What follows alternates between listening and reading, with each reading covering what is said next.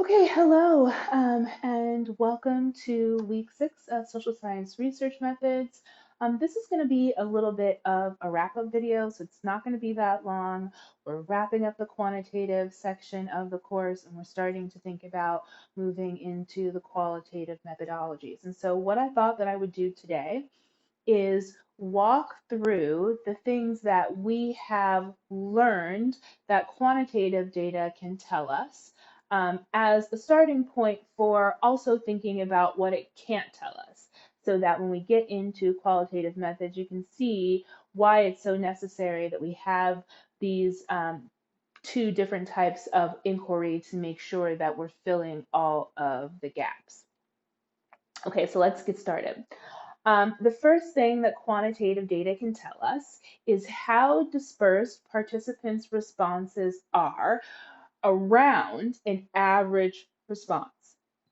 So in this example, I have recoded the variable R income 16, which gave you individual salaries from $1,000 to greater than $170,000.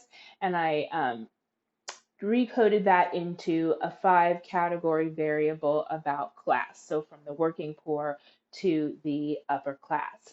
And you can see here the mean, median, and mode. The mean tells us the average participants' class identity. The mode tells us the most frequent class identity of all the respondents. And then the median tells us which categories together take us over 50% of the respondents. Okay. Um, Quantitative data can also tell us what the relationship is between dependent and independent variables. In an SPSS, we can do that using crosstabs. We talked about that a little bit a few weeks ago. Here I have again used the recoded R income 16 variable and race. So you can see how respondents' racial identities impacted where they found themselves in each of those 5 class identity categories in that new variable. Black people more likely to be a part of the working poor than white people, white respondents and Black respondents in this particular sample. Because we're talking about the sample, we're not extrapolating out to the population just yet. Shouldn't be surprising, but the fact that it is the same in a nationally representative sample tells us that these things are true and real in the social world. Okay, a couple of more examples to show you how we can interpret the relationship between dependent and independent variables. Again, I have the recoded R income 16, didn't want that to go to waste because I did so much work recoding it, and this time by gender. And you can see that women respondents earn less and have a lower class identity than the male respondents. Again, that shouldn't be surprising. I also included, just because I think that this is a little bit funny, the variable sex frequency that we have been looking at. Remember, that is the variable about how many times in the last year you have had sex by gender. And you can see here that women were more likely to report not having sex than men were, which again, probably isn't surprising, but is interesting to consider. All right. The next thing that quantitative data can tell us is how confident we are that an individual response falls between a range of respondents. And that range of responses is the upper and lower confidence limits that we have talked about in the past. So in this example, I have pulled the variable respondent's age at the birth of their first child. And I have done a one-tailed hypothesis test around the value 30. If we were writing research and null hypothesis for this, we would say that mu is greater than 30 or mu is less than or equal to 30, depending on which one you think is the research or the null hypothesis.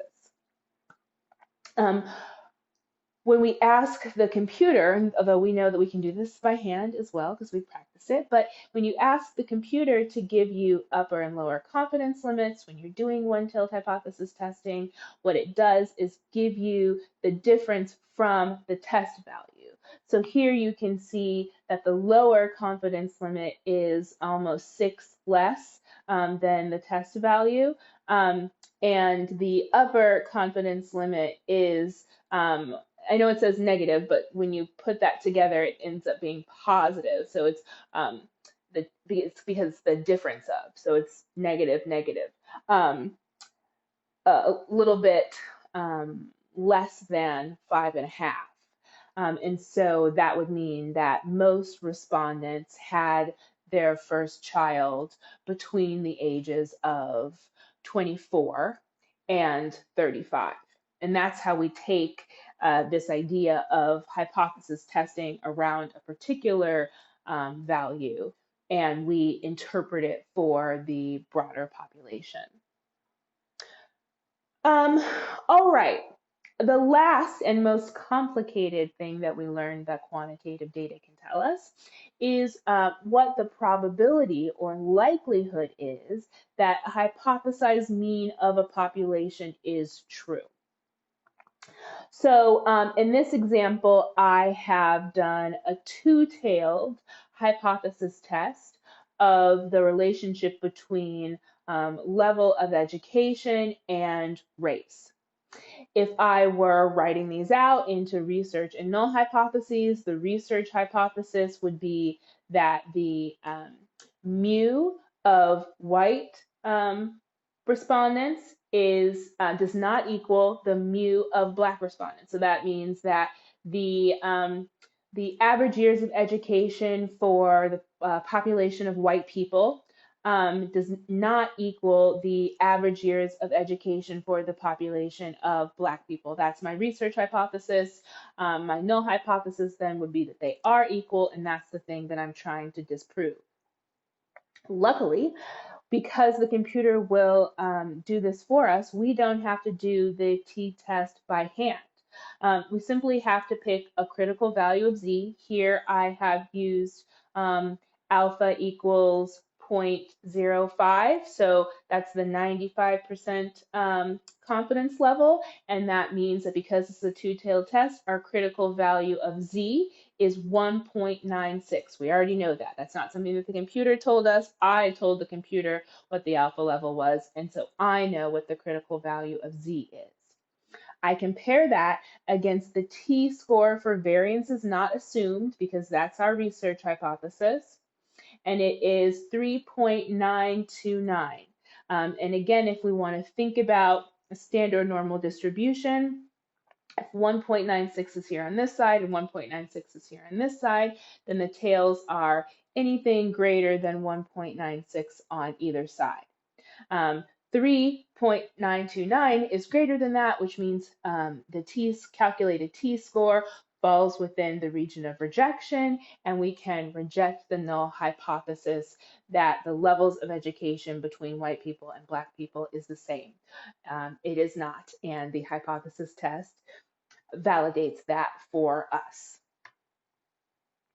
Okay, I hope that felt familiar to you and helped synthesize all of the pieces of this first quantitative part of the course that we've done. We don't have a specific active learning exercise for this week. I just want you to review this stuff, review this stuff, review this stuff. The lab will have a review portion of it. And any questions that you have, again, please note them, bring them up in discussion, and we will wrap this quantitative part up and get thinking about quantitative. Okay, I'll see you then. Bye.